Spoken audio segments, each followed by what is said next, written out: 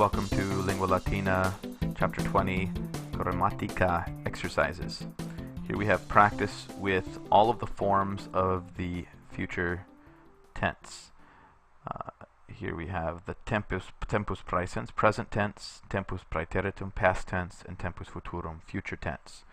The future tense endings. For active, first and second conjugations, singular, first person, bo, second bis, third bit, and then the plural bimus, bitis, bunt.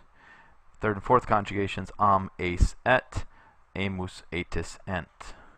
And below we have the passive forms, singular of the first and second conjugations, bor, buris, bitur, and then plural bimur, bimini, buntur.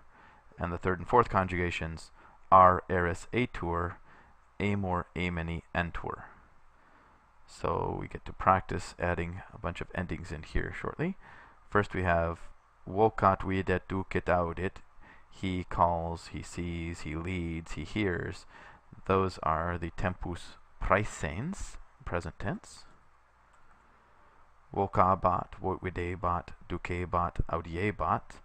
He was calling, he was seeing, he was leading, and he was hearing. Those are tempus praeteritum. Vocabit, videbit, ducet, audiet. He will call, he will see, he will lead, he will hear. That is the tempus futurum. And here we have practice with these endings. We have first and second conjugation of the future, third person singular, bit and bunt. Third and fourth conjugations, et and ent. Okay, now the second person, first and second conjugations. Okay, it's bo bis. Oh, I didn't finish. Bo bis, bit. And then bimus, bitis is the second person plural. The third and fourth conjugations, ace, et. Amus is atis, ent. First person, bo, of the first and second conjugation. And the first person plural, bimus. Third and fourth conjugations, we know it's and the first person plural, amus. After that we get to add all of our endings, practice our forms. So for the singular we have vocabo, and the plural vocabimus. I will call, we will call. For the, this is a second conjugation, videra, we also have videbo, and videbimus, same endings. Okay, go ahead and go through all of these, trying to do them from memory, not looking at the chart unless absolutely necessary.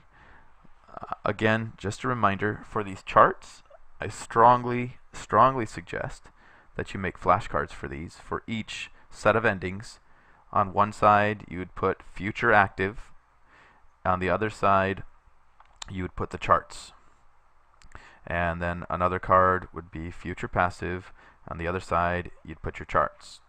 We don't have that many charts now that you've done, so you could go back if you haven't done it up to this point and do it for the present, the perfect, the imperfect, and the future.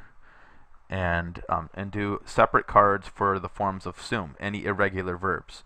And for wolo, like wolo, wis, wolt, do cards for those. And also for eo, ira, to go. We saw that in this chapter. You'd want to make a card for that. Any in the margin notes, anytime you're introduced to a new chart, that should go on a new card. Okay, so go ahead and try the rest of these, and after this, go back in and it's time to get ready for your pensa. So the way to do that, reread your chapter, study the margin notes by doing the flashcards, by listening to the margin notes that I've recorded for you, and when you feel that you have mastered all of your grammar endings, and then go in and try the pensa.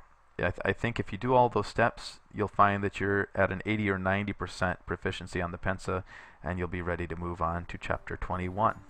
Buona fortuna.